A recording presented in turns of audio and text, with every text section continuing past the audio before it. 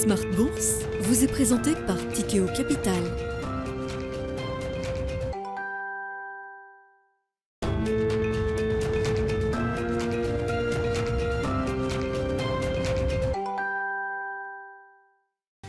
C'est reparti pour Smart Bourse, votre double dose quotidienne de marché en direct sur Bismart. Chaque jour à la mi-journée, 12h30, 13h. Et en fin d'après-midi, la grande édition pendant une heure à partir de 17h, rediffusée à 20h sur Bismart TV. Émission que vous retrouvez chaque jour en replay sur bismart.fr et en podcast sur l'ensemble de vos plateformes. Au sommaire de cette édition ce soir, les marchés boursiers européens qui deviennent the place to be, le sweet spot pour les investisseurs internationaux. En tout cas, ce sont bien les marchés où il faut être aujourd'hui et en ce moment. Depuis quelques mois, on a ce rallye européen qui ne cesse de se développer. La séance du jour en est encore la preuve, avec de nouveaux records marqués par les indices européens. Des records quasi historiques désormais pour le CAC 40, qui a franchi en séance le niveau des 7300 points. Le record historique pour le CAC 40 Cash date de janvier 2022, 7384 points. On n'est plus très loin de ce niveau-là désormais, avec une progression de 1% pour la Bourse de Paris, dans le sillage des performances spectaculaires d'un groupe comme Carrefour ou encore du secteur du luxe. Vous aurez les détails de cette séance dans un instant avec Alix Nguyen dans Tendance Mon Ami. Dans le paysage macroéconomique, après l'inflation américaine hier, c'était le jour de publication des ventes au détail aux États-Unis. Pour le mois de janvier, le rebond est spectaculaire. Après 2 mois consécutifs de baisse, des baisses de 1% en décembre et en novembre, les ventes au détail d'un mois sur l'autre rebondissent de 3% aux États-Unis. Tous les segments de consommation sont en hausse sur ce mois de janvier. Voilà qui ajoute encore un peu plus à l'idée de la résilience économique, avec une économie américaine dont le taux de chômage est au plus bas depuis 1969, rappelons-le, 3,4%, et un consommateur américain qui semble toujours animé par une forme de revanche après 2 mois de restrictions en matière de dépenses de consommation. Autant dire que ça ne facilite pas la lecture macroéconomique de la situation américaine et encore moins peut-être du point de vue du réglage de la politique monétaire américaine. Ce sera évidemment le sujet à la une de Planète Marché dans un instant avec nos invités en plateau. Et puis dans le dernier quart d'heure, le quart d'heure thématique, on reviendra sur les grands prix de la transparence de l'industrie de la gestion d'actifs organisés aujourd'hui par la société Labrador. Labrador qui mesurait déjà la transparence de l'information des entreprises cotées au sein du SBF 120 et qui s'est attaché désormais à regarder la transparence financière, extra-financière des rapports de gestion, des sites internet, des grandes sociétés de gestion d'actifs françaises et européennes. Le palmarès nous sera dévoilé à 17h45 par le président de Labrador, Laurent Ruirez, qui sera avec nous en plateau.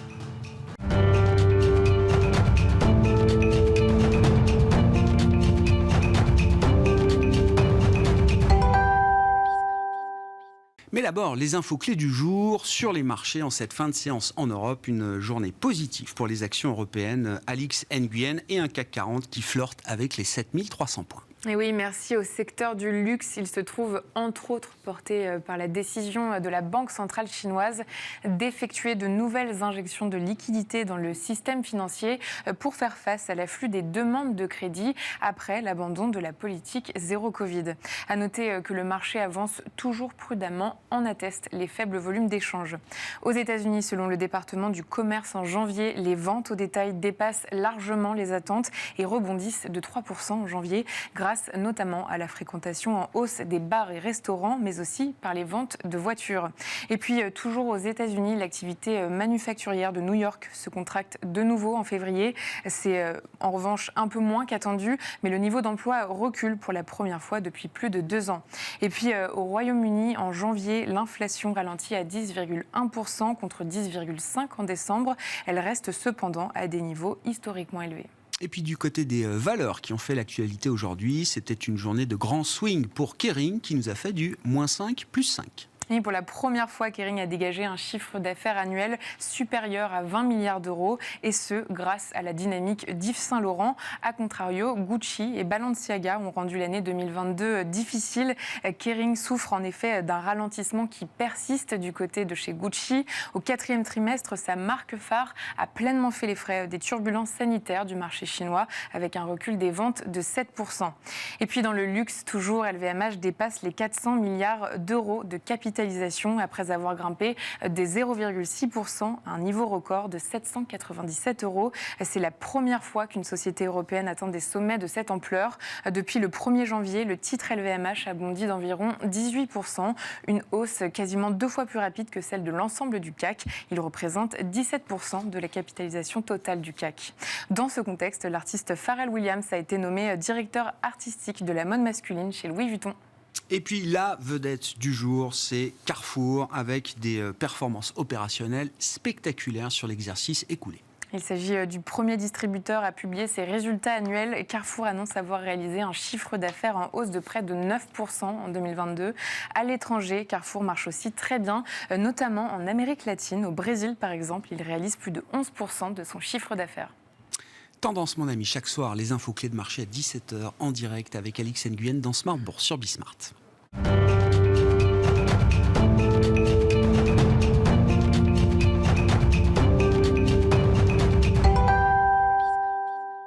Trois invités avec nous chaque soir pour décrypter les mouvements de la planète marché. Gustavo Orenstein est avec nous, le responsable de la recherche macro et de l'allocation d'actifs de Dorval Asset Management. Bonsoir Gustavo. Bonsoir. Merci d'être là. Merci à Thomas Friedberger de nous accompagner également. Bonsoir Thomas. Bonsoir. Vous êtes directeur général adjoint de Tikeo Capital et Franck Dixmier à nos côtés également en plateau. Bonsoir Franck. Ravi de vous retrouver. Vous êtes directeur monde des gestions obligataires d'Allianz Global Investors. Revenons sur la séquence américaine avec tout d'abord le rapport mensuel sur l'inflation publié hier, qui était attendu peut-être avec un peu de crainte de la part des investisseurs qui s'attendent à ce que le processus de désinflation soit pas totalement linéaire. Partant d'un pic d'inflation aux États-Unis, je le rappelle à chaque fois, qui a été marqué au mois de juin à 9,1% pour l'inflation globale. On se retrouve à 6,4% pour l'inflation globale d'une année sur l'autre au mois de janvier.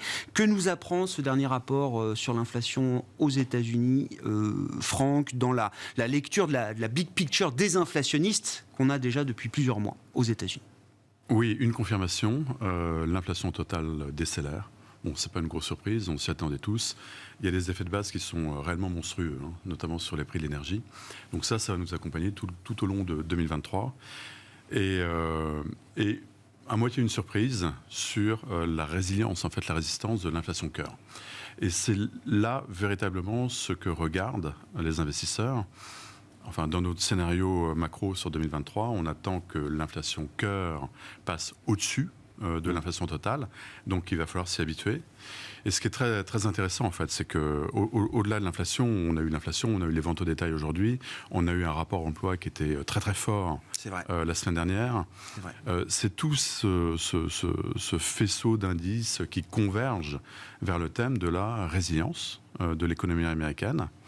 Résilience qu'on explique, enfin qu'on observe par un certain hédonisme en fait du consommateur. Ça se traduit par un ISM des services, donc une activité dans les services qui est en expansion. Et cette soif de consommer, elle se nourrit en désépargnant et en faisant appel au crédit à la consommation.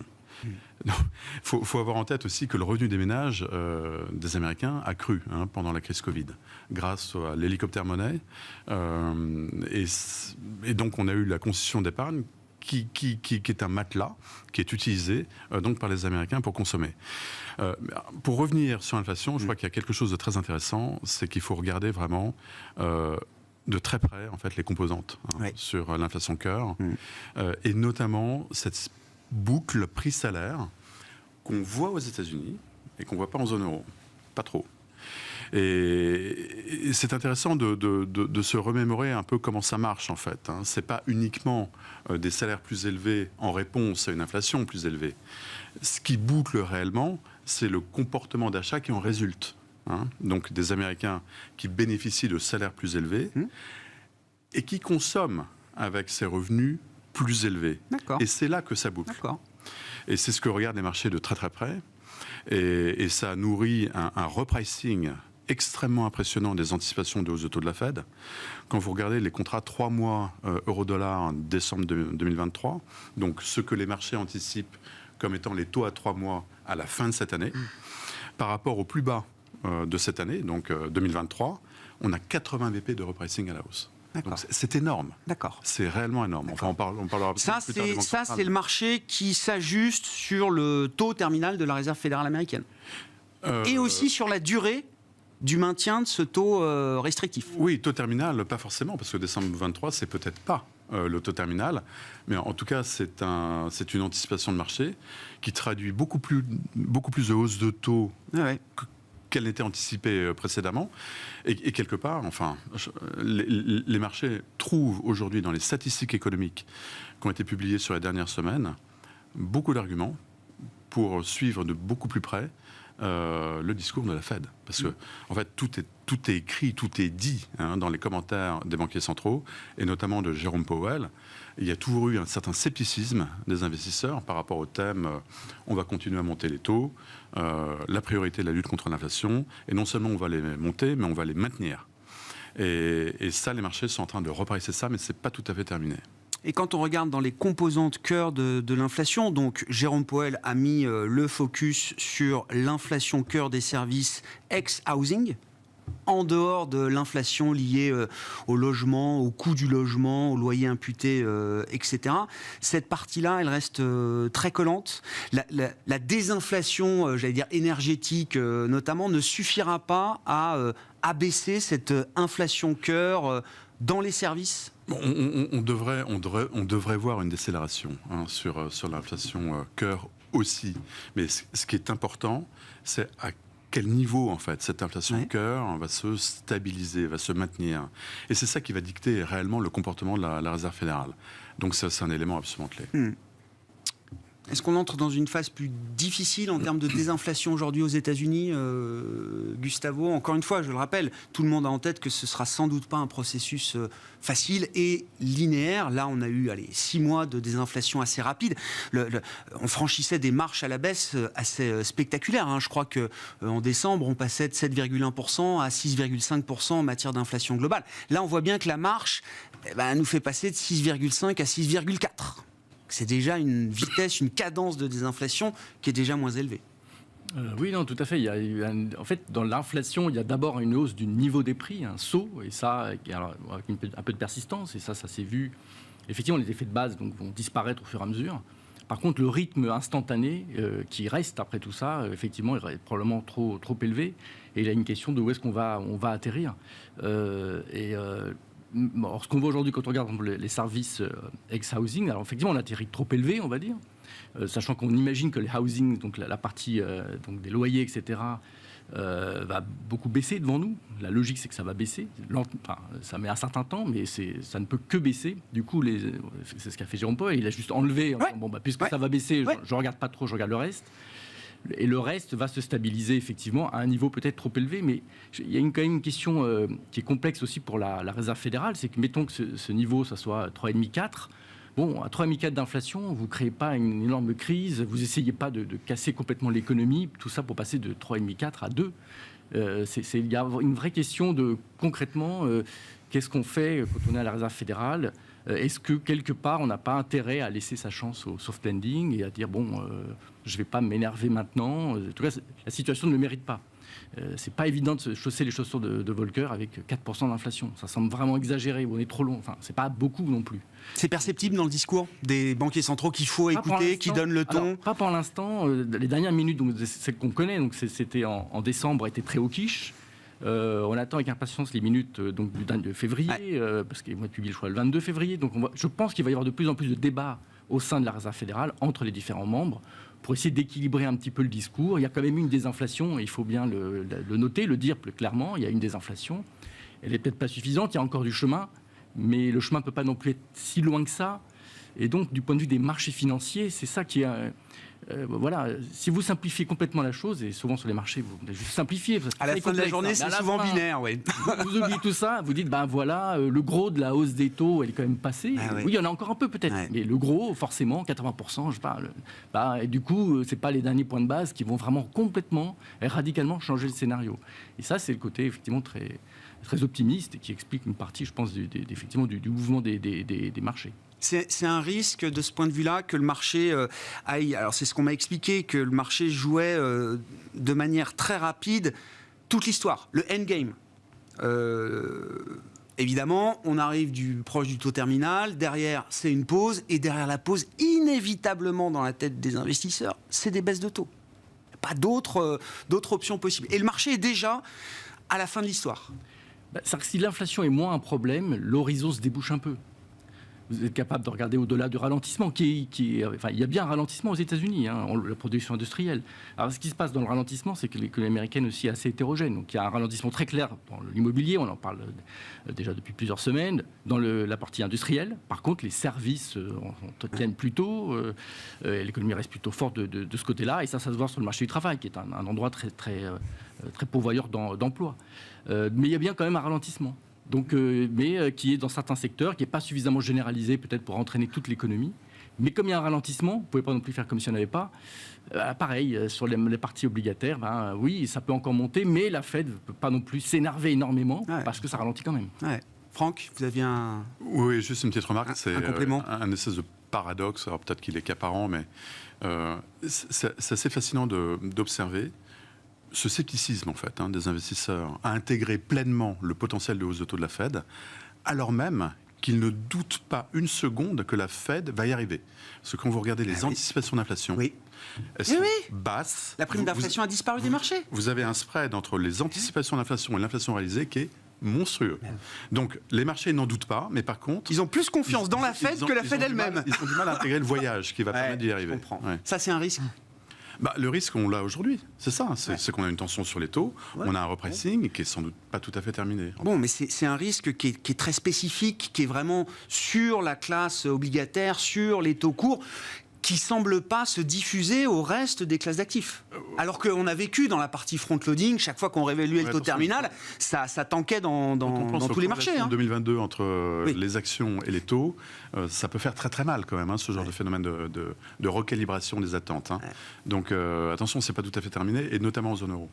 Bon, Thomas, force et faiblesse de l'économie américaine à ce stade. Non, mais c'est vrai que Gustavo a bien fait de le rappeler. 1,5 million d'emplois créés au mois de janvier, 3% de rebond de consommation avec les ventes au détail, une inflation alors qui baisse peut-être un peu moins vite que ce qu'on espérait, mais qui continue quand même d'aller dans le bon sens. Est-ce que c'est une économie au bord de la récession ? C'est difficile à dire, mais on voit les effets de plusieurs années d'assouplissement monétaire quand même assez massif, et puis de déficit budgétaire pendant la crise du Covid également assez impressionnant. Donc ça biaise quand même, on va dire, le cycle économique académique, quoi. Mais Gustavo a fait un lapsus révélateur en parlant de Volcker au lieu de Powell.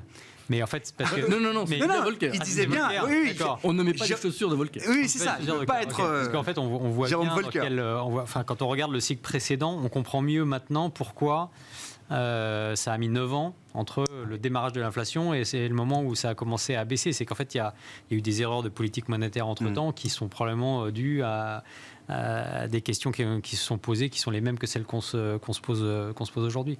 Après, sur la capacité des investisseurs à ne voir ce qu'ils ne veulent voir. Il y a un biais de sélection. Il y a un biais de sélection, ouais. Bon, il y a ce bouquin que j'adore qui s'appelle Elephant in the Brain, qui a été écrit par des neurologues et des psychanalystes qui expliquent qu'en fait l'autotromperie c'est un mécanisme de protection pour le cerveau. Donc ça fait 35 ans que quand le cycle économique faiblit, les banques centrales baissent les taux parce qu'il n'y a pas d'inflation.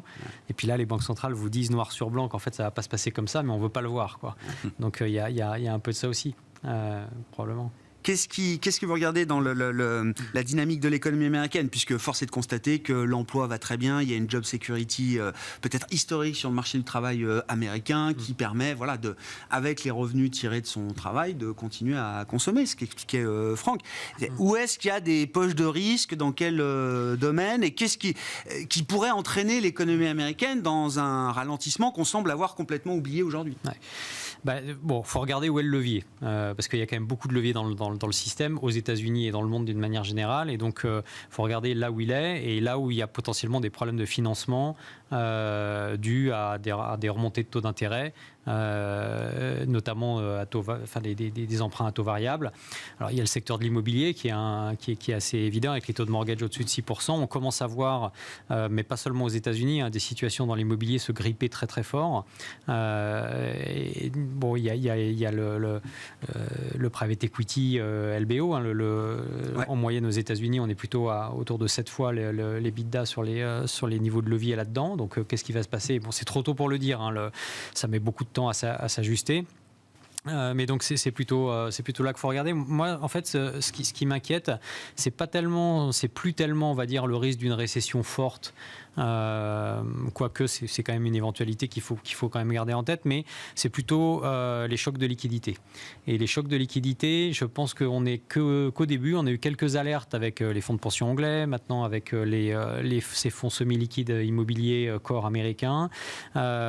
Et il ne faut pas oublier qu'on n'en est qu'au début en fait du retrait de liquidité par les banques centrales. Je crois que la Fed retire à peu près 95 milliards par mois, si je ne me trompe pas. Je suis pas un spécialiste de liquidité. La Banque Centrale Européenne va commencer en mars, puis ça va augmenter à partir de la fin de l'année, à un moment où les déficits budgétaires aux États-Unis seront sur des niveaux records. En Europe, le déficit cumulé des membres de la zone euro sera, je crois, autour de un peu plus de 500 milliards cette année. Donc, on aura en fait des montants d'émissions nettes qui vont être sur les plus hauts historiques. Et ça peut créer des chocs de liquidité assez importants à des endroits où il y a trop de dettes. C'est ça qu'il faut regarder et c'est ça qui peut faire dérailler la machine. Ouais, donc, vous dites, pour les marchés, effectivement, le vrai stress test, il est encore à venir. Le stress test du resserrement monétaire et du resserrement de la liquidité banque centrale. S'il arrive, parce que peut-être qu'il n'y en aura pas, mais en tout cas, il y a des canaris dans la mine à certains endroits, et je pense que le choc de liquidité, il n'est pas bien pricé par le marché. Ouais. Et c'est ce qui peut expliquer qu'une banque centrale comme la Fed soit prête à rétrograder en termes d'incrément de hausse de taux. C'est ce qui peut expliquer le passage de 50 à 25 qu'on a vu sur la... Ça, je ne sais pas. Ça dépend de la taille du choc. Et ça, évidemment, on le verra que quand... Parce qu'évidemment, ça se passe toujours à l'endroit où on ne l'attend pas. Les fonds de pension anglais, on ne l'attendait pas. Oui, c'était pas la cible. Mais donc, ça, je ne sais pas. Franck, oui. Peut-être un mot, parce que le resserrement monétaire, il est extrêmement violent quand même aux États-Unis. C'est quand même 450 points depuis le mois de mars. On attend encore au minimum 50 à 75 points de base à venir. À coup de 25, hein. À coup de 25, sans doute, oui. Et d'ailleurs, il y a une certaine confusion, visiblement, chez les investisseurs, sur cette communication. C'est pas parce que vous atterrissez en douceur avec des pas de 25, ça ne préjuge en rien du niveau terminal. Parce que des pas de 25, il peut y en avoir 4 ou 8. Oui. Donc, non, mais je crois qu'il faut faire très attention à ça. Mais ce resserrement monétaire, on sait toujours qu'il y a un délai de transmission à l'économie réelle. Il va commencer vraiment à mordre au cours de l'été prochain. Et donc, nous, c'est ce qui nous fait dire que le ralentissement, on va le voir. On va le voir réellement dans les chiffres, plutôt dans la deuxième partie de l'année. Et là, ce sera très très compliqué quand même pour l'économie américaine d'échapper à une récession. Parce qu'un resserrement monétaire de cette ampleur, et dans une période de temps aussi courte, c'est assez inédit. D'accord avec ça, Gustavo, on n'a pas encore vu le plein impact de ce choc monétaire. Ou alors, je ne sais pas, l'autre option, c'est qu'on a peut-être des économies, un régime, des déséquilibres économiques avec un manque d'offres quand même criant dans plein de parties de l'économie, qui font que l'économie est peut-être moins sensible à ce choc monétaire. Vous le savez, on en parle souvent et je redis à chaque fois la même chose. après le Covid, c'est quand même un choc complètement incroyable ce qui s'est passé. C'est très difficile, ça a un impact probablement sur plein de choses, ne serait-ce que par exemple les corrections de variations saisonnières qui expliquent en partie le chiffre assez extraordinaire. En fait, les chiffres ont baissé en janvier, la consommation a baissé en janvier aux États-Unis, non corrigé des variations saisonnières.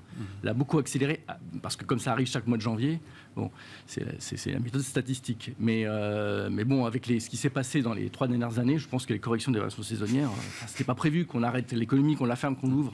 Tout ça est très compliqué. Donc, et ça se voit encore aujourd'hui dans l'économie. Une partie de la résistance de l'économie, c'est juste le post-Covid. Si les services résistent, c'est parce qu'ils ont été arrêtés pendant un certain temps, redémarrent maintenant.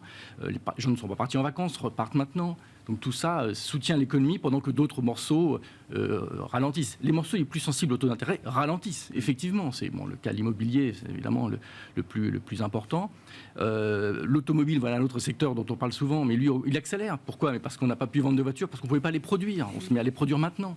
Tout ça fait que c'est extrêmement difficile d'y voir clair et d'essayer d'appliquer disons un raisonnement simple d'investment clock traditionnel et machin. Et donc voilà, la Fed fait ci, et puis on achète des taux. Et puis la séquence on aimerait. Ouais. Je vais même vous dire, je pense que les investisseurs veulent une récession. On voudrait une récession aux États-Unis de manière à dire ça y est, on repart, ça baisse, on rachète et on a devant nous un énorme espace. Ça marche encore comme d'habitude. Comme avant, comme d'habitude. Je suis rassuré, ça se passe comme prévu. Le problème, c'est que s'il n'y a pas de récession, et encore une fois, je suis d'accord, il peut y avoir une récession. Il ne faut pas non plus penser qu'il y a bien des ralentissements dans certains endroits de l'économie et ça peut se voir. Mais si on n'a pas, c'est plutôt une espérance de pensée.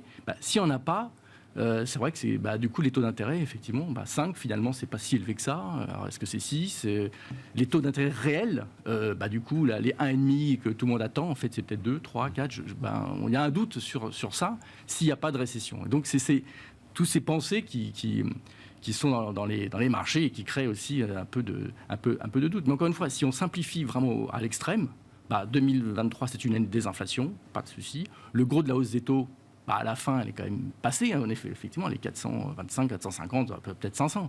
Mais à la fin, le gros est quand même fait. Et voilà, si on fait un raisonnement vraiment de cycle financier de base, on dit, go, quoi. C'est bon pour les actifs risqués. Alors, encore une fois, je simplifie une situation en réalité beaucoup plus. Oui. Mais bon, c'est ça, je pense, qui explique l'enthousiasme en général. Et l'Europe, en plus, on en parlera peut-être après, mais l'Europe, en plus, sur une histoire encore un peu différente des États-Unis. Ben non, parlons de l'Europe. Pourquoi est-ce que l'Europe est devenue comme ça le sweet spot ?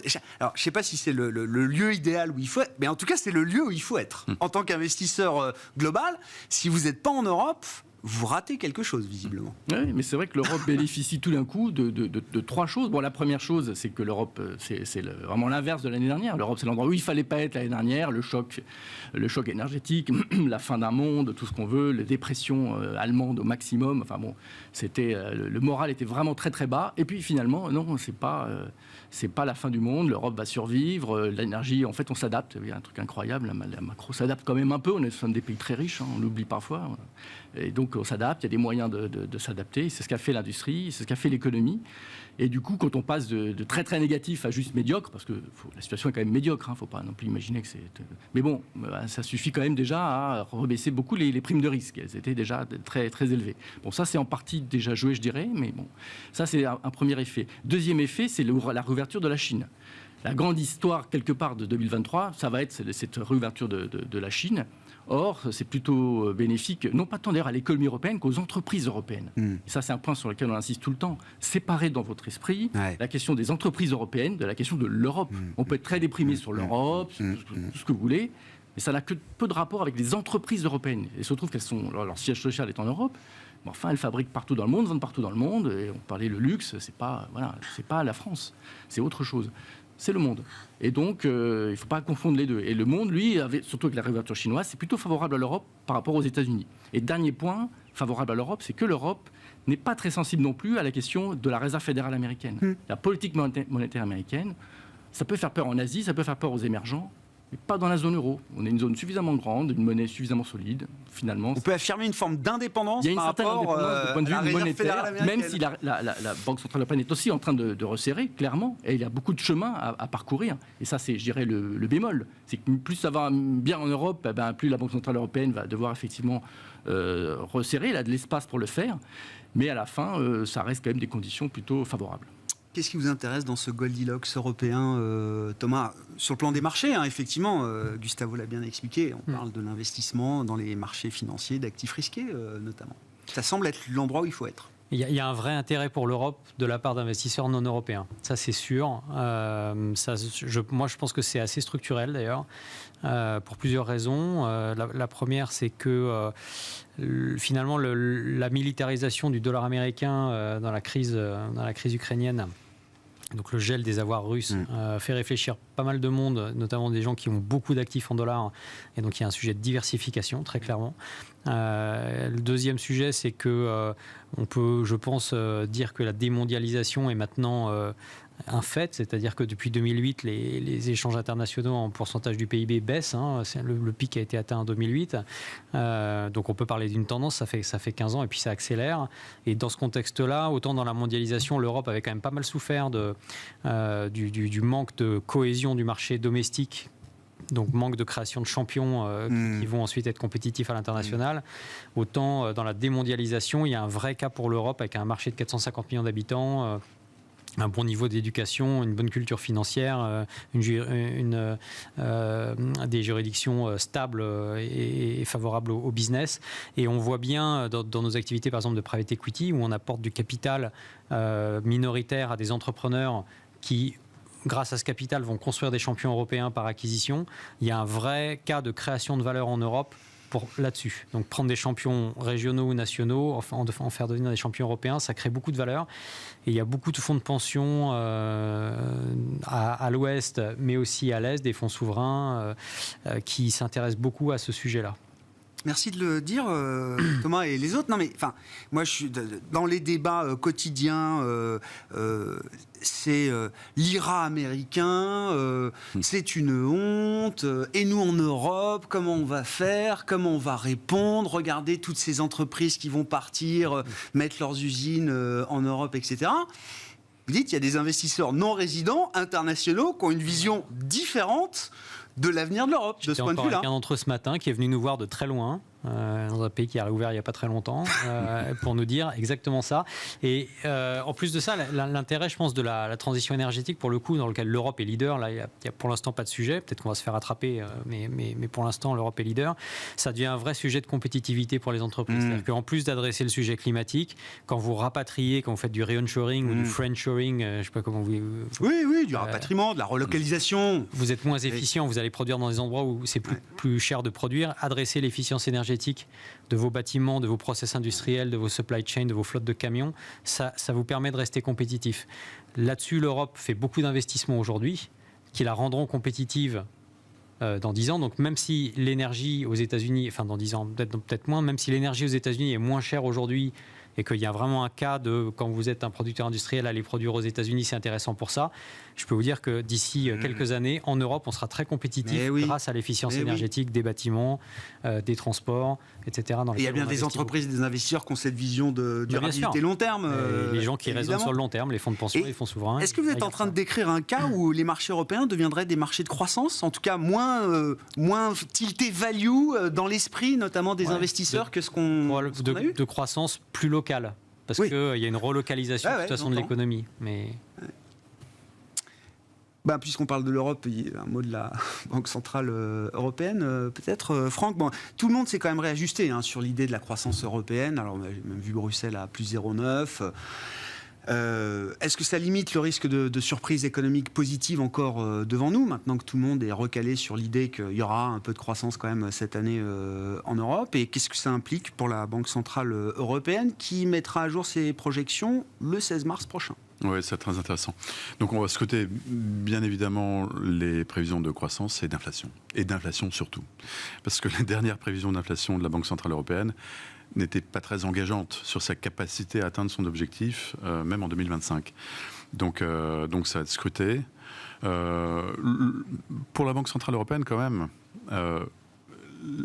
on peut dire que l'activisme, ou en tout cas le soutien très affirmé des États en termes de bouclier tarifaire, c'est quand même 250 milliards sur les 6 derniers mois, dans la zone euro, c'est absolument considérable, lui facilite pas la tâche. C'est absolument évident. Il y a un policy mix qui est plutôt accommodant aujourd'hui en zone euro. même au niveau de la politique monétaire. Quand vous regardez les taux réels, on est toujours en taux réel négatif en zone euro.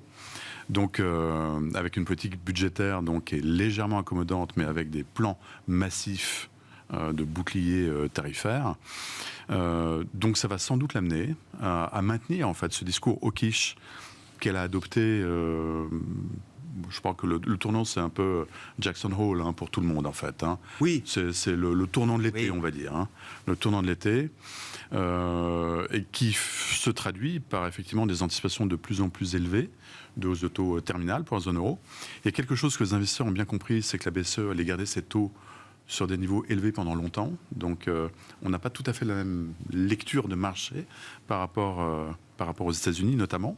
Ah, le marché achète l'idée du higher for longer en zone euro Beaucoup plus en quand zone il euro l'achète qu'aux moins aux États-Unis. États-Unis Oui, qu'en oui. zone euro. Oui, exactement. Mais la BCE est en retard aussi. Enfin, en retard. Elle a fait 300 BP de hausse de taux. La Fed en a fait 450. Donc, elle court un peu après. Et on le voit maintenant, les pas qui sont anticipés, ce n'est pas des pas de 25, c'est 50, 50, 50 sur les prochains meetings. Ouais. Donc, ça va quand même assez vite. Et c'est sans doute pas terminé. Enfin, nous on trouve que là, il y a toujours une fragilité des taux en zone euro. C'est quelque chose qu'on dit depuis longtemps déjà, ça. Y compris sur les parties longues. Oui, il n'y a pas encore assez de hausses de taux pressées en zone euro. Pourquoi la BCE s'arrêterait à 3,5 alors que la Fed va sans doute s'arrêter à 5,5 ? Parce qu'on est la zone euro. Franck, Ouais. parce qu'on n'est pas les États-Unis. Oui, Non, mais j'en sais rien. L'Italien Visco, il dit faut arrêter là les hausses de taux. Parce Oui, que je sais qu'on parle plus du spread, je sais qu'on Oui, parle plus de ce oui, risque souverain, oui. mais c'était quand même le risque de l'été 2022 pour la BCE.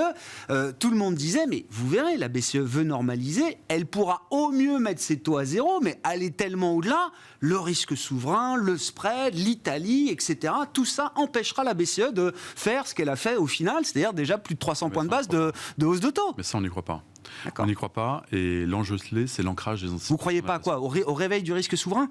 Non, on ne croit pas que la BCE puisse être empêchée D'accord. par des tensions sur les spreads. Ça, on n'y croit pas, mais on n'y croit pas du tout.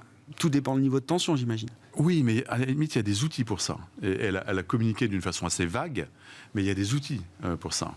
Et il faut vraiment dissocier les deux, parce que, enfin, il y a quand même un bras de fer assez évident au sein du Conseil de la Banque Centrale Européenne. Et on ne voit pas la BCE se faire taxer de complaisance par rapport à l'inflation. Donc, on a des marchés obligataires européens qui sont beaucoup plus fragiles que ce qu'on peut avoir aux États-Unis aujourd'hui. Oui, enfin, on attend encore une correction à venir, qui n'a rien à voir avec l'ampleur de la correction qu'on a eue en 2022. On a eu un krach obligataire en 2022. On ne l'a pas vu venir, mais on l'a eu. Là, on n'anticipe pas un krach obligataire, mais simplement la continuation d'un mouvement de recalibration des attentes des taux banque centrale. Bon, sur l'Europe, le risque souverain, oui, bon, c'est un risque permanent. Enfin, on le sait en tout cas depuis 2010, au moins.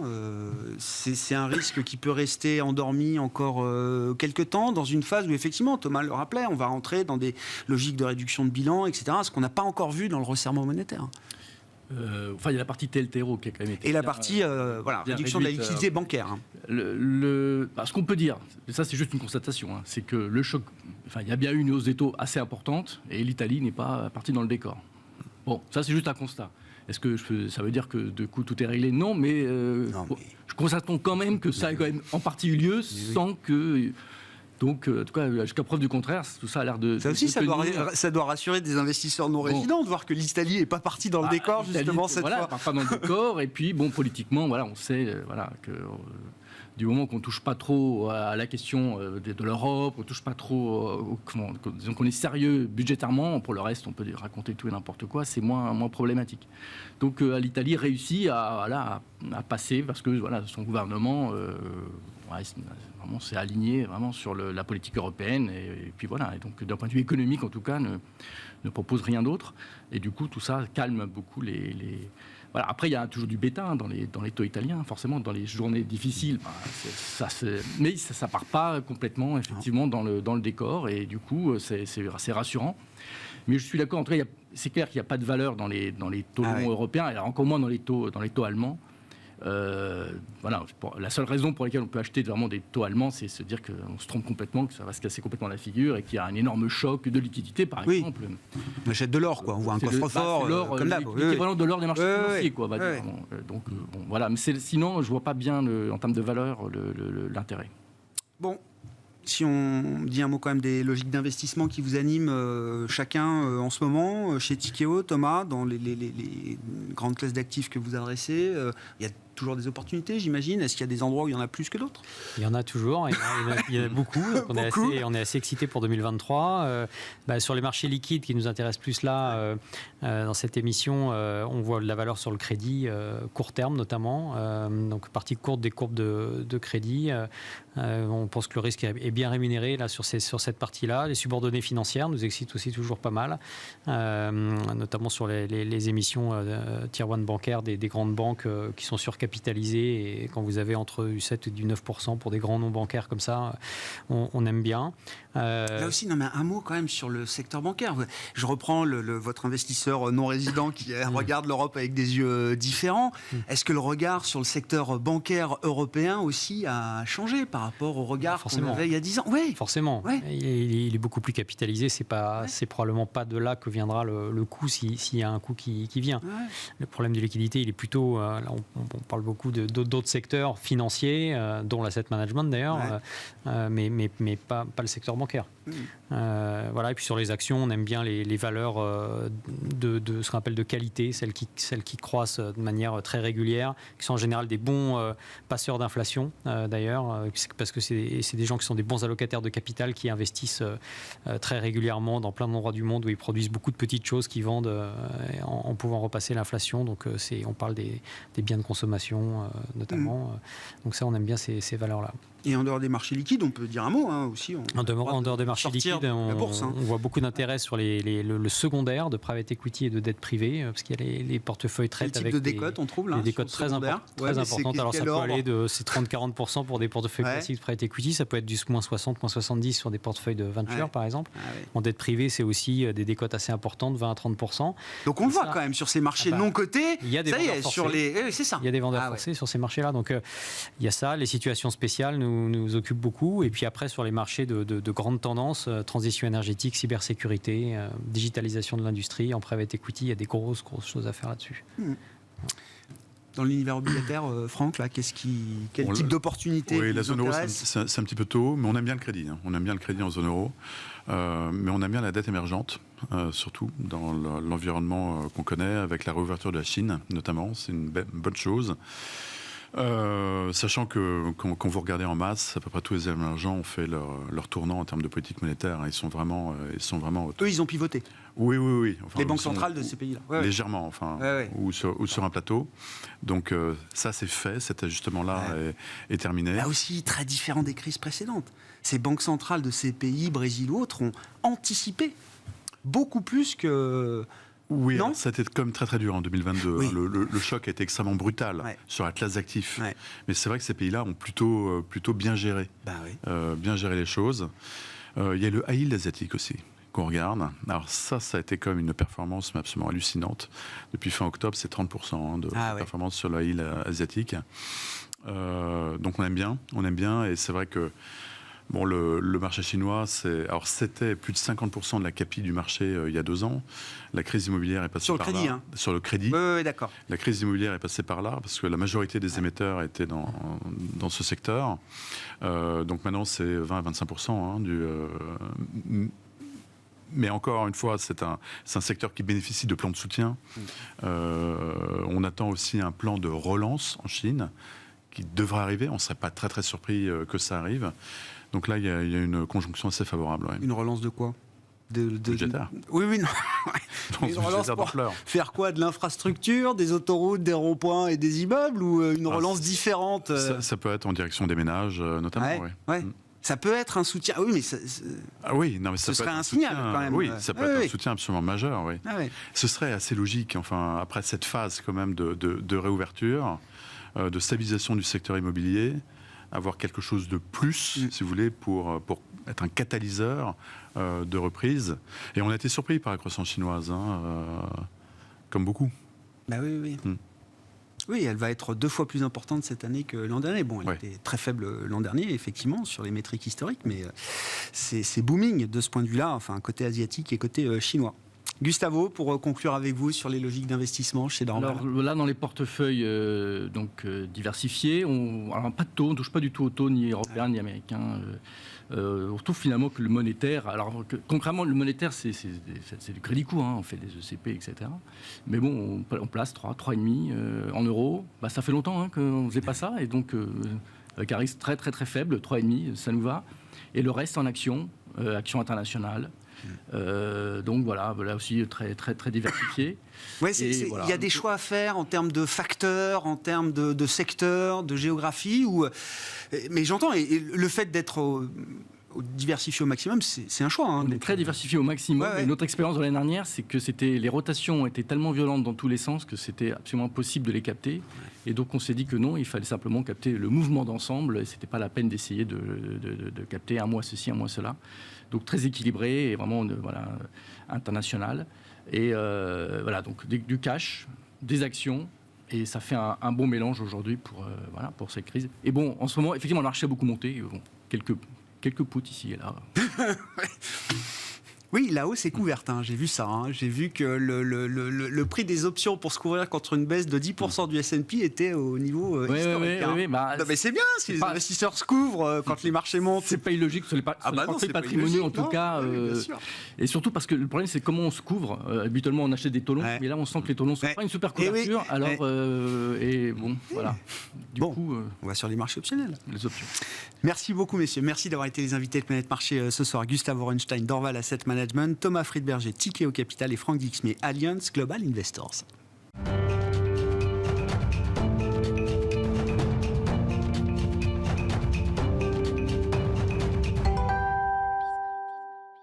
Le dernier quart d'heure de Smart Bourse est consacré ce soir à une cérémonie de remise de prix organisée par la société Labrador, que l'on connaît bien, et son président, Laurent Ruirez, qui est à mes côtés en plateau. Bonsoir Laurent. Bonjour. Merci beaucoup d'être là. Je dis on se connaît bien parce que Labrador est une société spécialisée dans le langage clair, les outils qui permettent d'être pour une entreprise quelconque, toujours plus transparente, plus efficace dans sa communication financière, extra-financière, dans tous les outils de communication qu'une entreprise met à disposition de ses parties prenantes, comme on dit. Donc, historiquement, il y avait des grands prix pour la transparence des entreprises cotées. Yes. C'est le SBF 120, grosso modo, que vous passez au crible chaque année depuis déjà plusieurs années.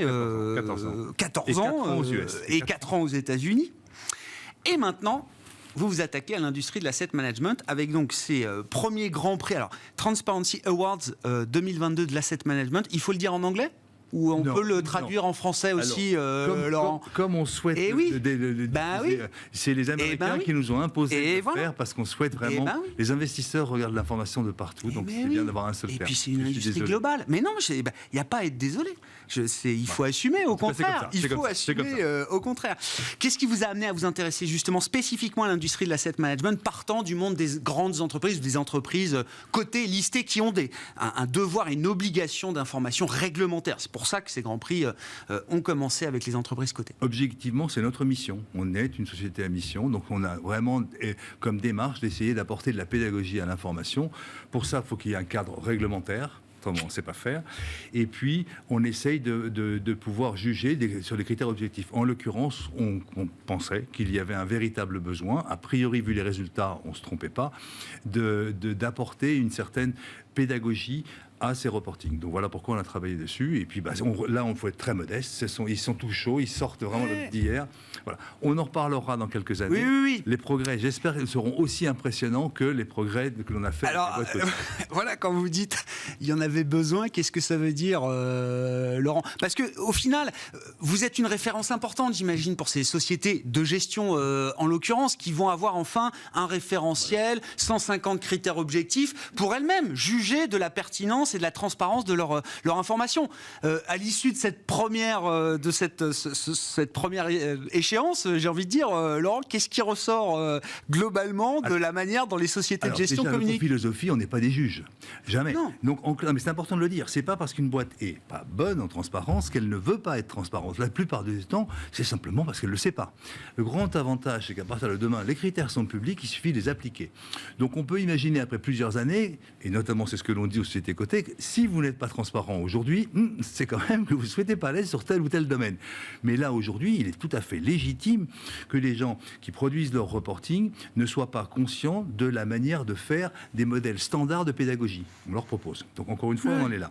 Donc effectivement, on retrouve à peu près le même niveau de transparence qu'il y a 14 ans pour les boîtes cotées. C'est-à-dire un niveau moyen de l'ensemble de ce que l'on a fait. On a pris, je le reprends, 117 sociétés de gestion, donc private equity et sociétés immobilières, au-delà de 800 millions d'encours pour le private equity, au-delà de 500 pour les sociétés immobilières, 160 critères objectifs, encore une fois, et universels. Ça, c'est un standard chez nous.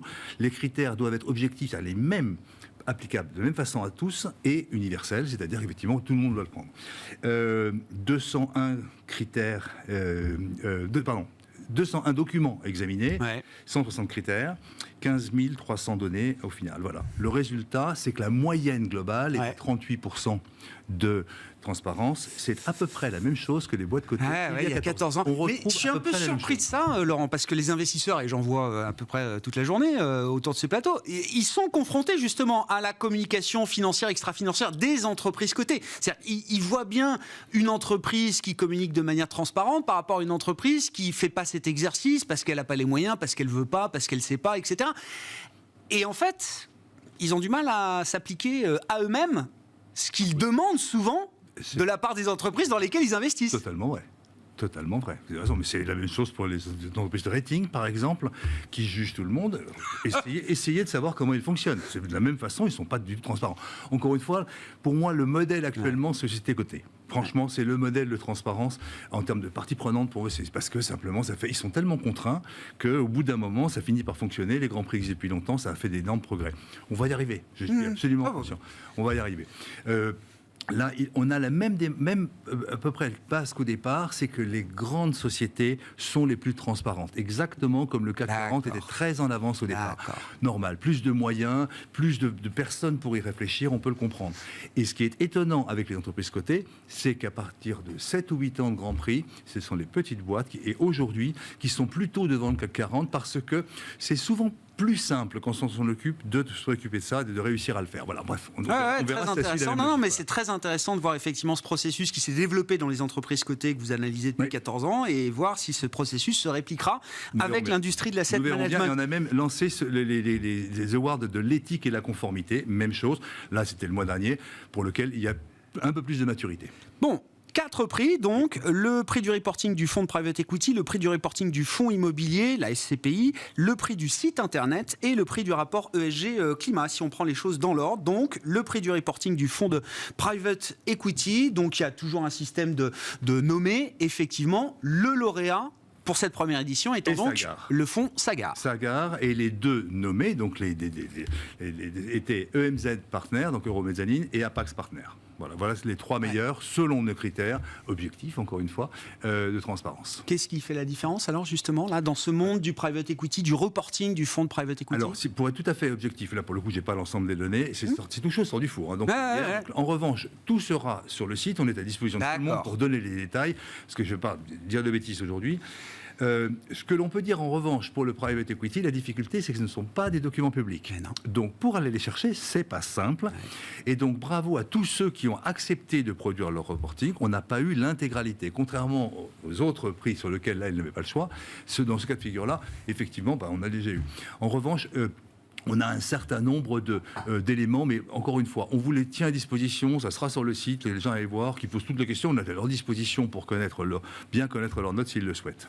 Ce qui est intéressant, c'est qu'il y a un grand mouvement, une volonté très forte de démocratisation du private equity aujourd'hui, de la part des acteurs de l'industrie de la gestion d'actifs qui veulent aller capter une clientèle d'investisseurs particuliers, d'investisseurs privés. Ce sera intéressant de voir si ce mouvement s'accompagne effectivement d'une amélioration de la transparence, de la communication destinée à un public peut-être différent demain que, nous verrons bien. que Alors, les investisseurs dans leur cas, institutionnels d'hier. Ce que l'on peut dire quand même, c'est qu'il faut mettre un peu plus de précision sur l'activité des participations. Il en manque. Il y a certains groupes qui ont vraiment été au strict minimum, il faut aller un petit peu au-delà. Voilà. Bon, le prix du reporting du fonds immobilier, donc là, on c'est SCPI, c'est l'immobilier coté, effectivement.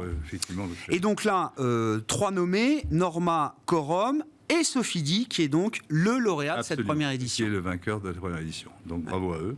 Donc, voilà.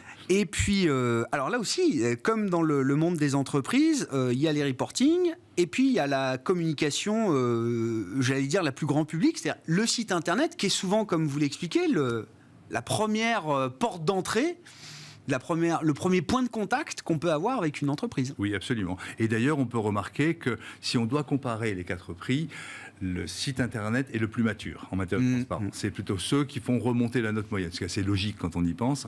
Voilà, donc on peut dire effectivement que le site aura moins de, entre guillemets, un peu moins de progrès à faire en matière de transparence à l'avenir. Bon, qui ont été les nommés et le lauréat pour le prix du site internet 1, 2, 3 Investment Manager, Hardy en France et Euraseo. Et le vainqueur est Euraseo.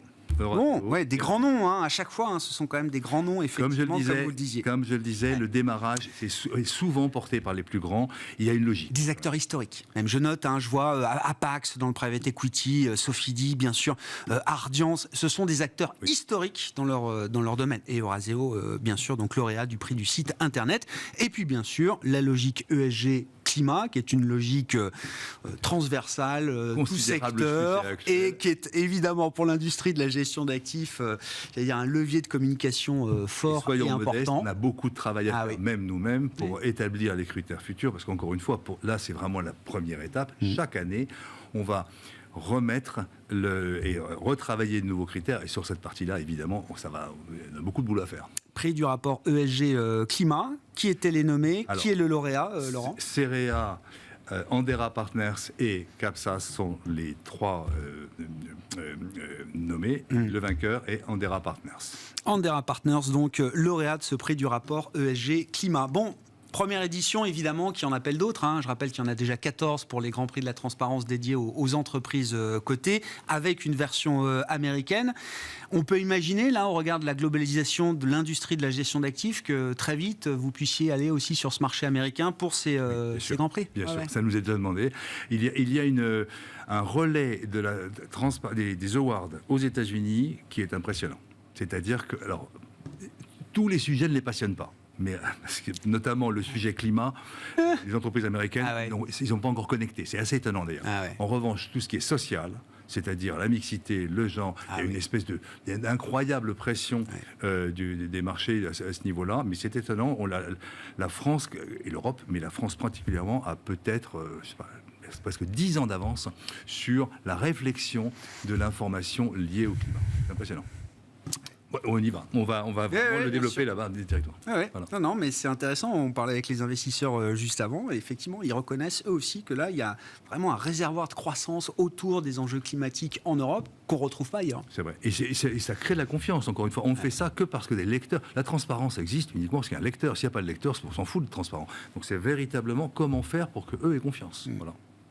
Merci beaucoup, Laurent. Merci d'être venu évoquer ces grands prix de la transparence, de l'asset management, je le dis en français. Première édition, donc, avec ces 4 lauréats. Laurent Ruirez, le président de Labrador, qui était avec nous dans ce dernier quart d'heure de Smart Bourse ce soir sur Bismart. On se retrouve demain en direct à 12h30.